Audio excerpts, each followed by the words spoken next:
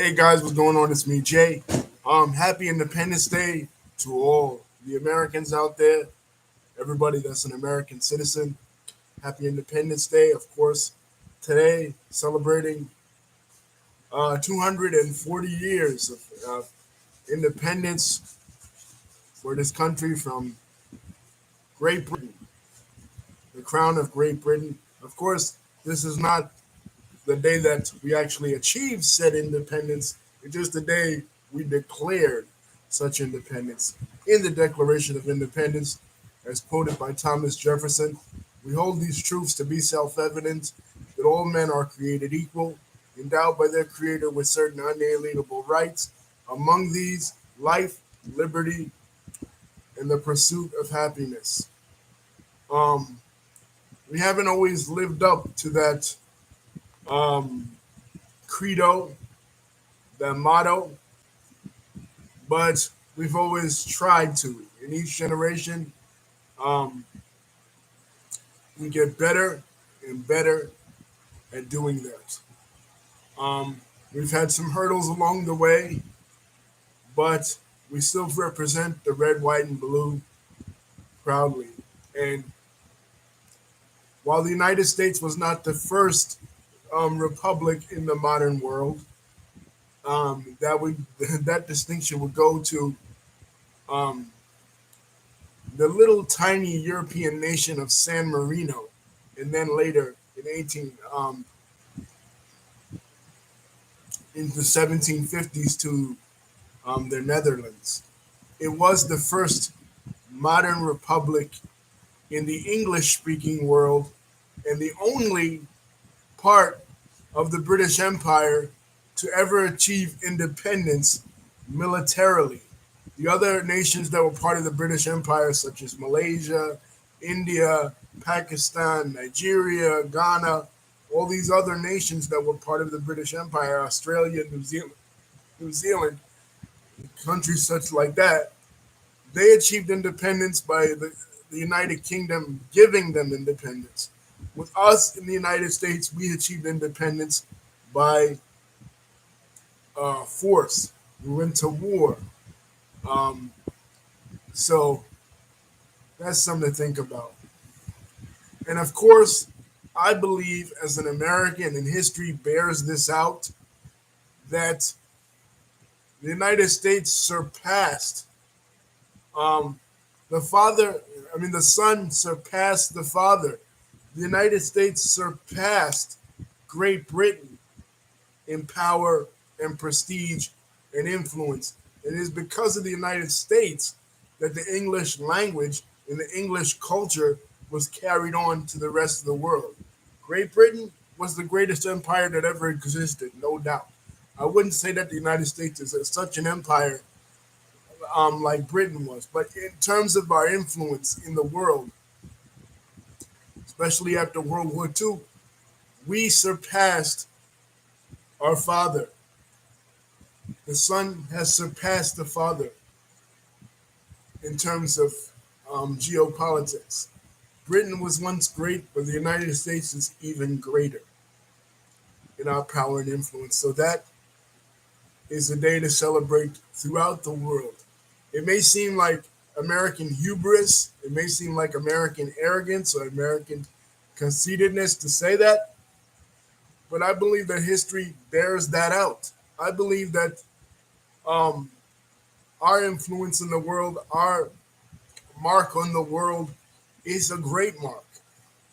We have transformed other nations like Japan, like Germany, that were once tyrannical governments, once dictatorships, once militaristic regimes, and we have remade them in our image to be successful democratic republics in ways that Great Britain never could. Many of the nations that were part of Great Britain, um, not part of Great Britain, but part of the British Empire, were never able to sustain democratic institutions. Today, they struggle with trying to establish fair and free government in those parts of the world. In a lot of parts of the world, especially when in places in the world where Great Britain did not have great settler colonies like the United States, Australia, New Zealand, and and the like. But for the countries that the United States has influenced, for the most part, um, in the latter half of the 20th century and the 21st century, of course, in places like Afghanistan and Vietnam, and Cambodia, and even Iraq, it wasn't so successful. But just look at the track record of us as a government and um, our mark upon the world for the last 200 and plus years.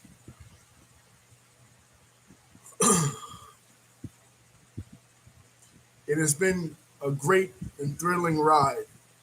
So today, um, listen to George M. Cohen, uh, Yankee Doodle Dandy.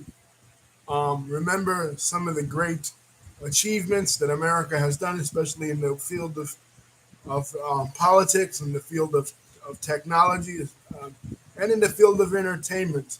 Um, India, Japan, other countries have come a great long way in terms of entertainment, but I still believe that America is the recognized leader of the entertainment industry. And we are truly the greatest nation on the face of this earth. And I'm not just saying that because I am an American and because this is my country. I'm saying that because, again, look at the influence that we've had around the world. We've had other countries, other nations have looked up to us as a paragon, up to us as a model on which to craft democratic governments. And to our mother nation, Great Britain,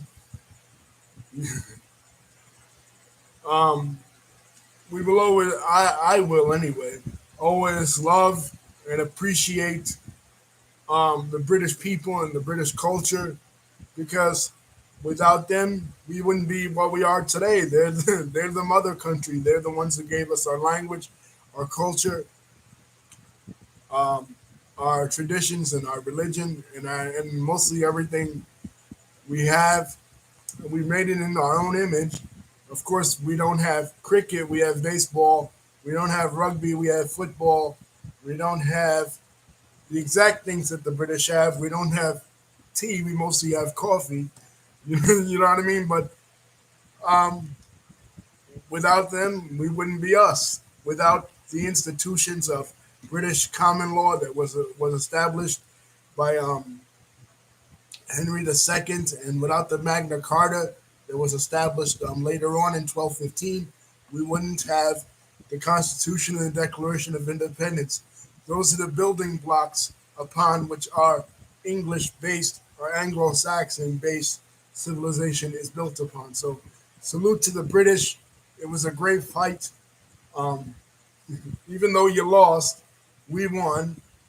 We still respect you and we still love you.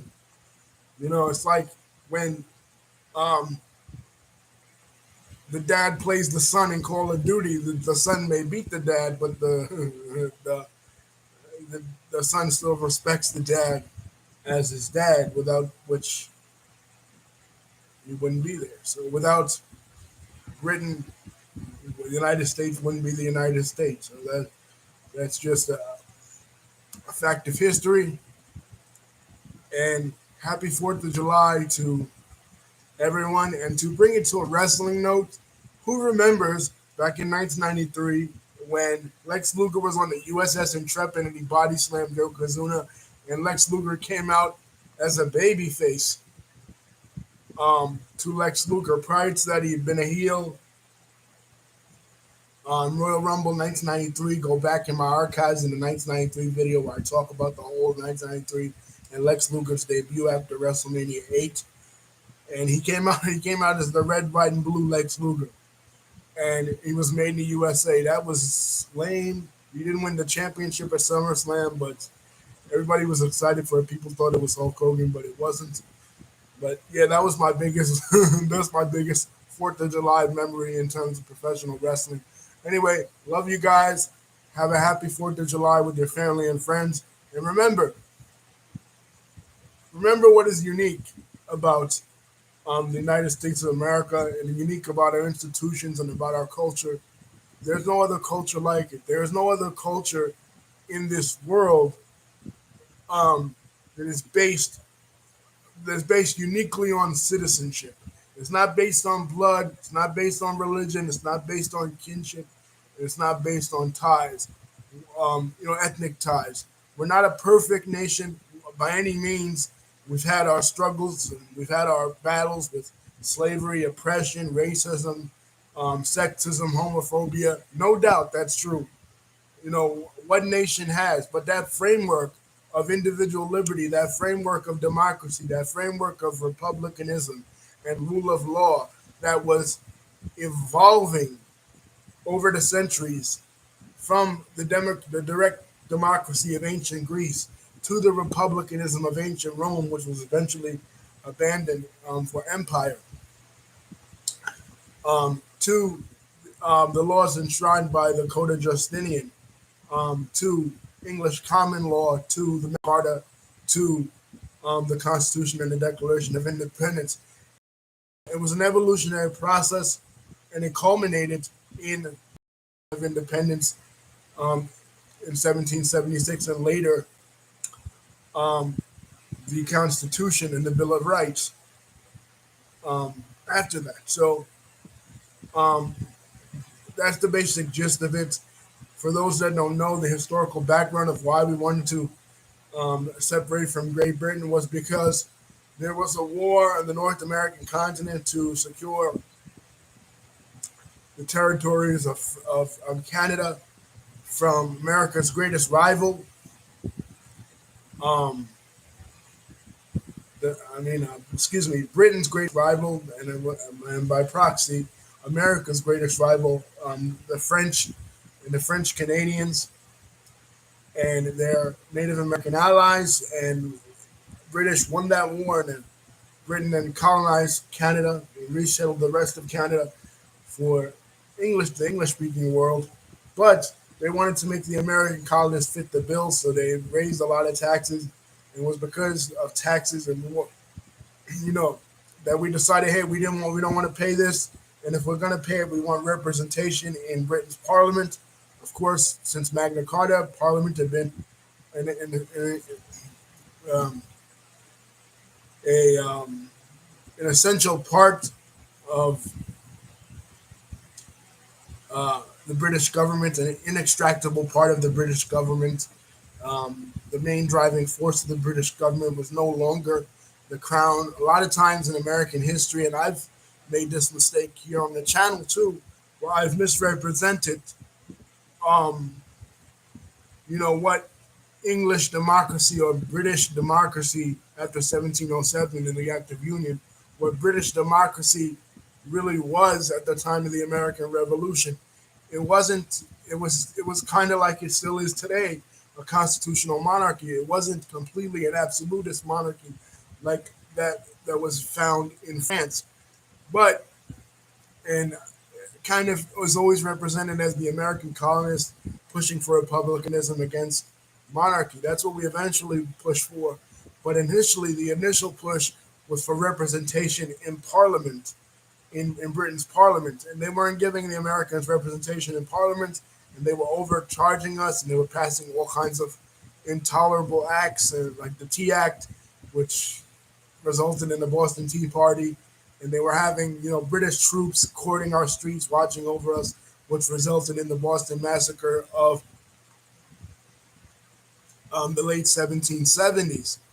You know what I mean? So it wasn't necessarily absolutist monarchy that we were fighting against, even though King George III, even in British history, King George III is painted as this mad king, this guy that was irresponsible and this irresponsible ruler, but it wasn't an absolutist monarch. It wasn't like when the Tudors were in power and there was an absolute monarchy. The parliament by that point, that was after the glorious revolution of the 1660s, and parliament by that point, had been, you weren't going to get rid of parliament. It was an essential part of British government, and there was no way there was ever going to be an absolutist monarchy ever again, not in Britain. You know what I mean? So we were just fighting for representation. The slogan of the American Revolution was "No taxation without representation," and Britain wouldn't give us that. So um, we decided that we had to fight in the battle. The shot heard around the world. The beginning of the Battle of Lexington and Concord began the American Revolution, and we almost lost. But thanks to help from again Britain's greatest enemy, and this has been throughout all of world history, Britain's greatest enemy has always been France. They fought a war for 100 years, and then even after the 100 Years' War, they continued to they continued to fight each other, and even up to the end of World War I, those two powers were still competing for prestige and influence around the conquered territories of the Ottoman Empire and other places. So yes, they were allies during World War I and World War II, but they were always frenemies in a way. And I think a lot of that has to do with an inferiority complex on the part of the British, because remember, the Normans were the Normans were part of the French government, even though the Kingdom of Normandy, the Duchy of Normandy um, uh, wasn't the ancestor of the French people. Um, Normans were French and they spoke French and they conquered the Anglo-Saxon kingdoms in 1066 in the Battle of Hastings and basically destroyed and decimated any remnants of Anglo-Saxon culture for the next like 200, 300 years. So Britain's British people have always kind of felt a kind of inferiority complex when it came to the French, and there's always been this kind of animosity between the two. That's like America and Russia. The modern example of the United States and Russia is kind of the same thing. Russia, especially the modern day country of Russia, was founded on this ideological basis of communism. And then when communism and Bolshevism fell in the early 90s, the United States emerged triumphant as the world as the supreme world power. But Russia has always kind of felt a sting, and now you see Russia trying to again, as Russia, not as the Soviet Union, but as Russia trying to reassert itself on the world stage and still kind of being that frenemy of the United States. And again, we were allies during World War I, we were allies during World War II, just like the British and the French. So we kind of hate each other, but we kind of love each other. We're frenemies. We're friends, but we're enemies at the same time. And Britain and France was kind of like that, but the only difference is America never conquered Russia, and Russia never conquered America, and we never went head to head with each other. The closest we've had was an ideological war from the 50s to the early 1990s, which was the Cold War. But nations maintain that frenemy status, man. You see it all throughout the world. Portugal and Spain is another example. But again, Spain conquered Portugal, so that's a little bit different. But you always see that kind of thing throughout, world history. But I have observed that with France and Great Britain, and you can see how the American Revolution was built on um, British traditions and British culture and British temperament, which was a more conservative temperament, a less radical temperament. Whereas the French Revolution of the 1790s, which would happen 20 years later, was much, much, much more um, radical, much, much more um, egalitarian in certain sense, and much, much more disorganized. And what eventually became of the French Revolution was the French government evolved or devolved into an empire. So You got rid of the kings, you got rid of Louis the 16th, you got rid of Marie Antoinette, but years later you installed Napoleon, or before that you installed Maximilian Robespierre. So they they had republicanism, they had freedom, they had democracy, but they couldn't sustain it because it wasn't done in moderation. It was too radical. It was too extreme. And the American Revolution wasn't like that. The American Revolution, much like the glorious revolution that had happened in the 1660s in Britain under Oliver Cromwell, was much, much more moderate. And even the mistakes that Oliver Cromwell made when he abolished the monarchy in Britain were not mistakes made by the American revolutionaries. Because it was very likely that America could have devolved into dictatorship and monarchy as well. If George Washington had decided when he became, when his two terms were up as president, if he had decided to become a king of America, like many of his contemporaries, they were used to kings and they wanted kings and they wanted absolutism and absolute monarchy. He could have done that. He could have done away with Congress. He could have done away with the Senate. He could have done away with all that and became that. That was the easy way out. That's what's been done throughout all of history. That's what happened to ancient Greece. Athens, in the ancient world, Athens was a model for democracy and a model for freedom. But eventually, as Athens won the Battle of Salamis and they won the Battle of Marathon against the Persians, and they accumulated this political power in the world, they eventually devolved into dictatorships, which eventually allowed Alexander the Great to sweep in and create the Hellenistic Empire, which in hindsight, I guess, was good. You know what I mean? Because it spread Greek culture and Hellenistic culture and what would become was the ancestors to the Western culture throughout the entire world. And the Greeks encountered the Jews, which the fusion of Greek and Jewish culture resulted in the birth of Christianity, which Christianity sustained Western traditions throughout the Middle Ages. Were it not for that, I don't know where we'd be. Everything happens for a reason, I guess. You know what I mean? But the point is that even though America separated from Great Britain uh, politically, they didn't separate from them culturally. The British temperament of moderation, the British temperament of conservatism was sustained in the United States and by the American revolutionaries. They didn't allow themselves to be overtaken by the radicalism that overtook France. Um, Peace, you guys. Again, don't forget to like, comment, and subscribe. Love you. Have a happy 4th of July.